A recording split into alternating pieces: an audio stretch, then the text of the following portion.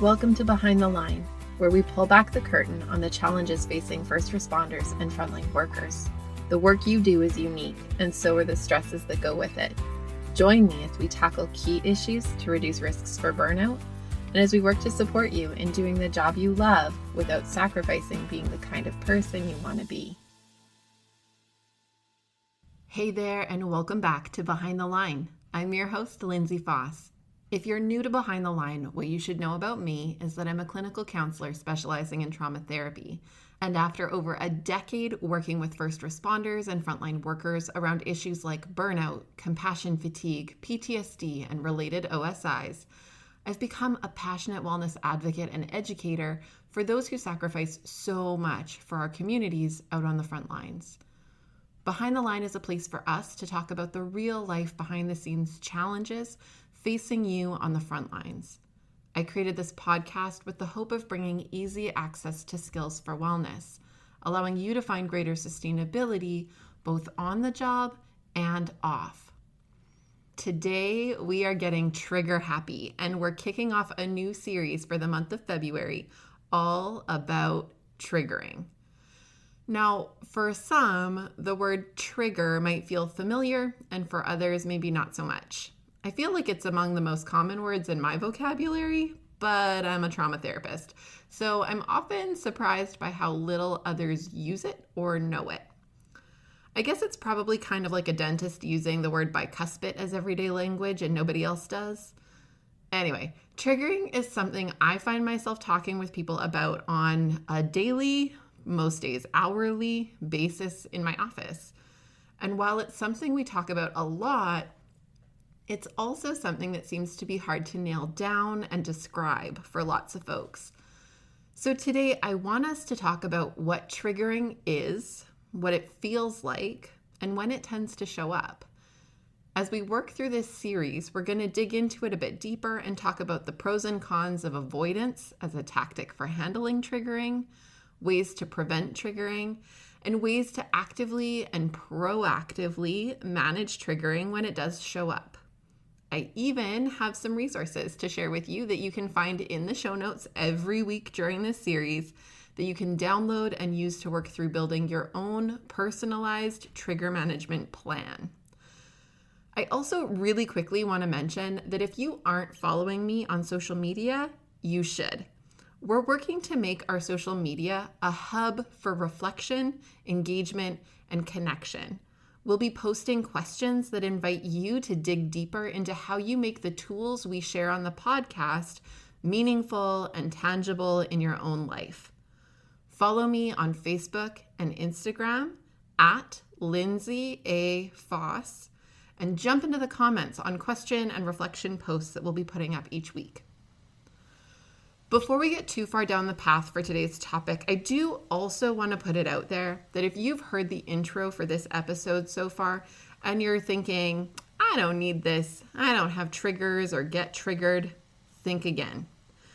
While you may not be facing debilitating triggering in your career right now, and while you might never experience that degree of triggering, I sure hope you never do, I promise that the information we're covering during this series is just as important as a preventative tool as it is as an intervention tool. We can't know or predict when events will take place that will leave a mark on us. And we can't know or predict if, when, or how triggering might show up as a result of what we've been exposed to. If you work as a first responder or frontline worker offering crisis response services of any kind, you absolutely need to stick around for this. So let's get into it. What exactly is triggering? At the most foundational level, triggering is an emotional, psychological, and/or physiological reaction to stimuli that's outside of our control. Triggering usually feels unexpected, automatic, and like it takes over. It can feel unconscious and difficult to consciously override and regain control of ourselves. It can be a feeling like sadness or fear. It can be psychological, like flashbacks or intrusive thoughts. It can be physiological, like racing heart or difficulty breathing. And it can be, and more often than not is, a combination of these things all rolled together. Fun, right? Being triggered is more than just getting worked up about something. I was watching something on the news recently, and the commentator used the word triggered to describe someone who was worked up about a topic. And while I can appreciate that the term can feel useful to mark the significance of someone's reaction, it's actually not quite the same thing. What the newscaster was identifying was someone taking offense to something and expressing their sense of being bothered. While it can be reactionary to get offended, it's usually connected to our beliefs and values, which we have some ability to look at, choose, and change if we wanted to. Meanwhile, true triggering, doesn't feel optional. It's connected not to our beliefs or values that we have some say in developing or altering, but rather to how our brains have interpreted, internalized, and held on to events that we didn't get a vote in choosing. Triggering isn't about getting upset by something or someone. It's more like being held hostage to a brain that had to face something hard and continues to feel subjected to that experience. What's worse is that for many who experience triggering, they don't always know what they're triggered by or even what experience that trigger connects back to.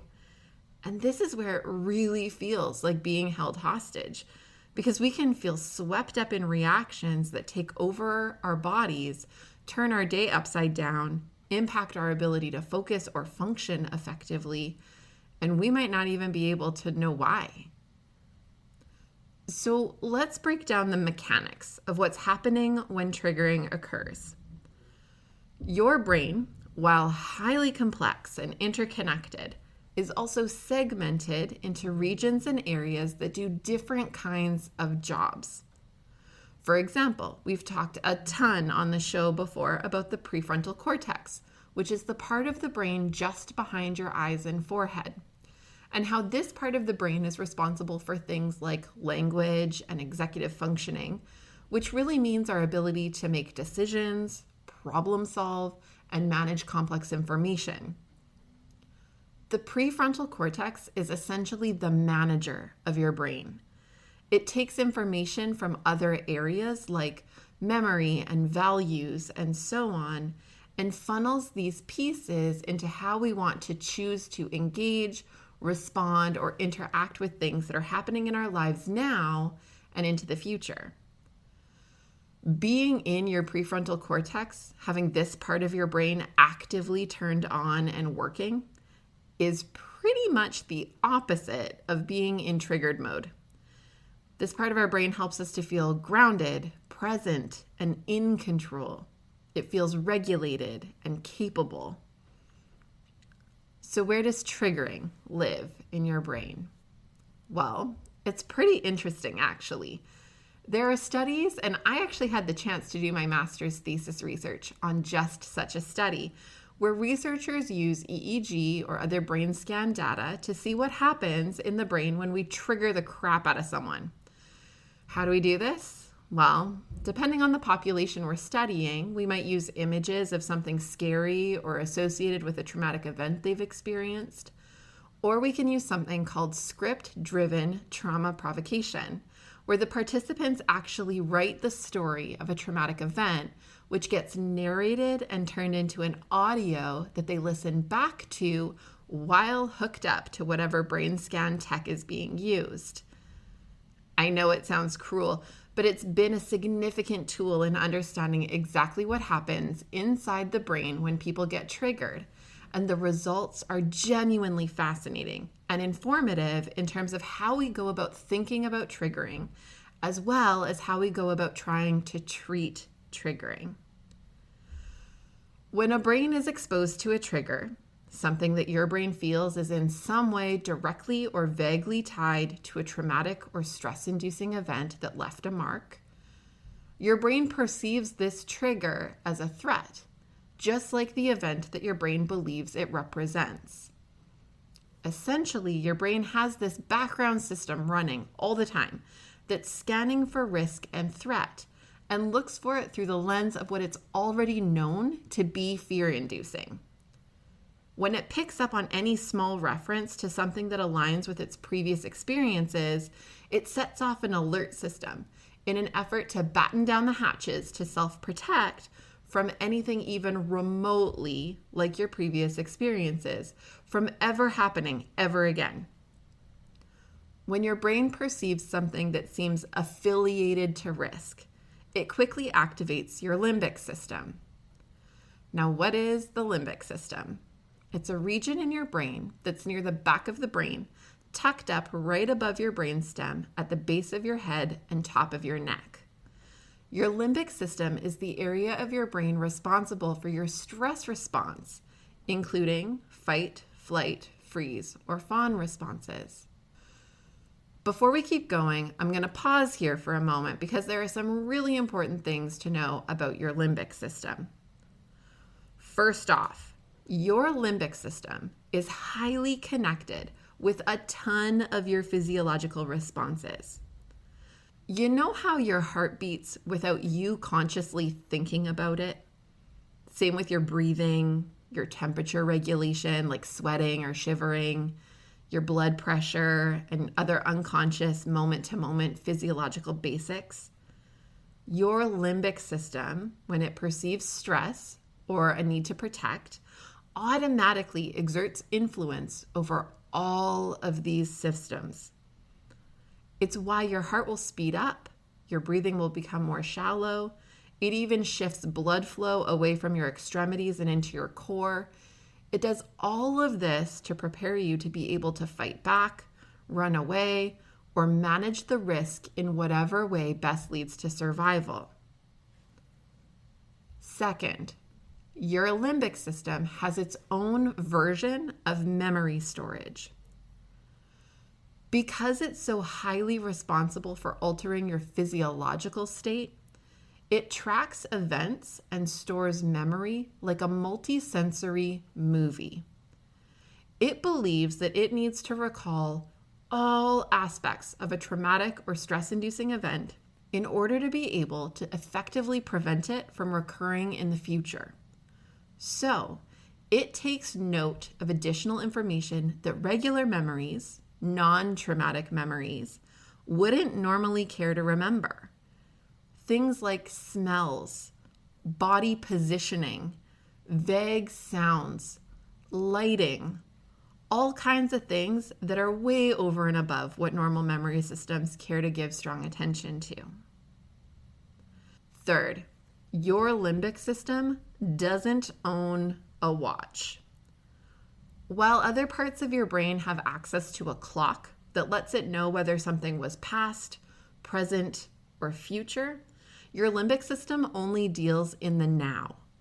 It doesn't frankly care if your heart beat 10 seconds ago or whether it will beat 10 seconds from now.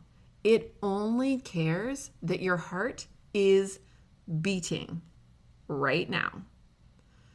The tricky thing about this is that memories connected to this area and stored as a multisensory movie aren't stored as memories from something that happened, past tense, but rather as something that is continuing to be happening whenever it gets, you guessed it, triggered. We're going to circle back to that in a second, but really quickly, I also want to let you know the fourth thing about your limbic system, and that is that it is not particularly well connected to your prefrontal cortex, meaning that it tends to operate in isolation and without a lot of input from the part of your brain that is able to problem solve, make decisions, and feel present and capable. On top of that, not only does it not have great connection to your prefrontal cortex, your limbic system is also a fuel hog. What this means is that in order to prioritize survival, which your brain deems to be the highest priority, when risk is perceived, your brain will divert resources from other parts of the brain to your limbic system in an effort to give it its best chance at helping you to survive. We see this in brain scan data where the limbic system will become red hot while other regions of the brain, including the prefrontal cortex, essentially go offline. What this means is that the best part of your brain that does its best thinking, planning, and responding isn't made available to you as a resource when triggering happens. And that's a big problem, and part of why we feel held hostage by these automatic responses that feel so outside of our own control.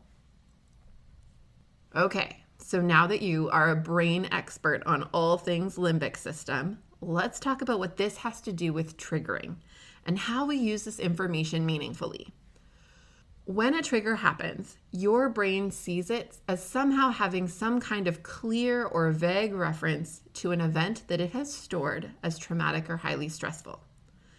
Now, triggering can be obvious and actually risky things, like being in the same room as a person who perpetrated something dangerous in a setting that feels risky or not controlled, like seeing someone who has caused harm in a casual setting where there's nothing stopping them from causing harm again. That's like a trigger that maybe really needs to be there to let me know that I'm at risk right now. These are the moments that triggers are made for, to keep us on high alert, to protect ourselves from re-experiencing similar risk of harm.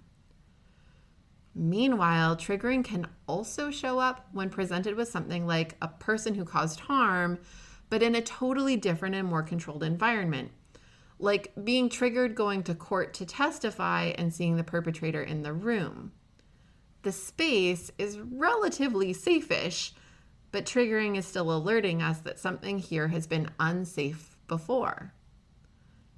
Then there's this other category of triggering that is far less clear or obvious, and it tends to be connected to sensory information. An example is feeling triggered while walking through the mall past the cologne counter of one of the big box stores, because one of the colognes smells like what someone was wearing when something bad happened. The mall isn't particularly unsafe. The person who caused harm isn't present. By all standards, I should be pretty fine right now, but my body is losing its mind and feeling the need to kick up its fight, flight, freeze, fawn responses because it associates the smell to that multisensory movie. Remember, our limbic system, once activated, doesn't have access to a clock and reduces the capacity for my prefrontal cortex to intervene and help out. So when I'm triggered by something like a smell in an otherwise totally safe situation, my brain has difficulty knowing that I'm safe because it's focused on the data that says, unsafe, unsafe, warning, warning. The term triggering is used really commonly when we're talking about PTSD or PTSI, but did you know that triggering can happen on a spectrum? While triggering can be connected to flashbacks and panic attacks, somewhat characteristic features of post-traumatic stress concerns, it can also happen for those who wouldn't meet the diagnosable criteria for PTSD. Its function is simply to be an alert system that, at the heart of it, is working to keep me safe and protected from reliving things that didn't feel okay the first time around. If you think back on it, there's probably some kind of early version of this that we can imagine. If I were a caveman and I go into the woods in one particular place and I am attacked by a bear there, I probably learn not to go back into that territory. My body is going to alert me, hey, heads up, this is where bad things happened. Don't go this way.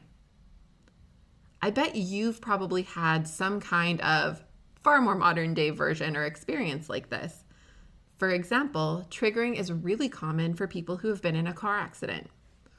Following an accident, getting in a car again can feel really uncomfortable and distressing.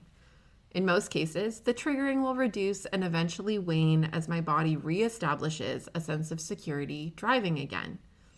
But in some cases, the body doesn't seem to find that sense of security, and instead it grows the significance of the event to make super sure it never, ever happens again. Suddenly triggering won't just be when I'm driving, but also when I'm the passenger. It won't just be driving in nighttime or slippery conditions like when the accident happened, but also in broad daylight in dry weather. It can also start to grow from being triggered just in relationship to being in a car to then thinking about having to drive or other forms of travel entirely. And it can grow from feeling agitated or off to experiencing full-blown panic that completely shuts you down. When triggering goes from survival protective to dysfunctional is when it becomes disproportionate, overgeneralized, and so autopilot that we feel overcome by it and not in control of our own responses. I'm going to say that again because it's a bit of a measuring stick for you guys to hold on to.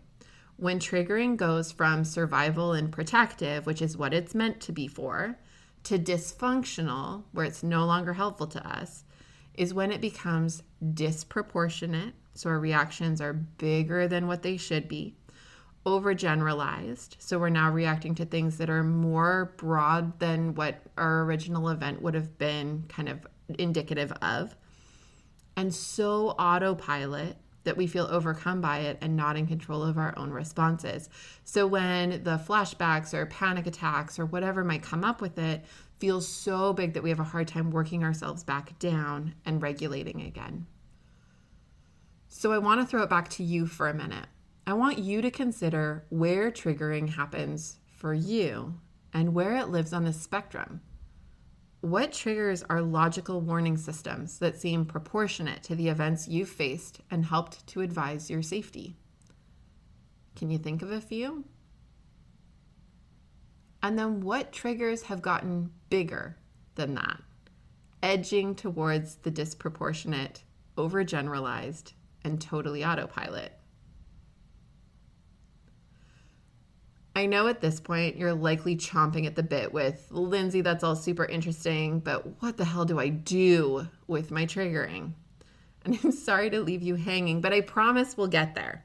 We're going to be talking about what to do with triggering over the next few weeks. So be sure to click the subscribe button wherever you're listening to this, or sign up for our weekly emails that link to new weekly episodes of the podcast. You can find the links in the show notes for today's episode.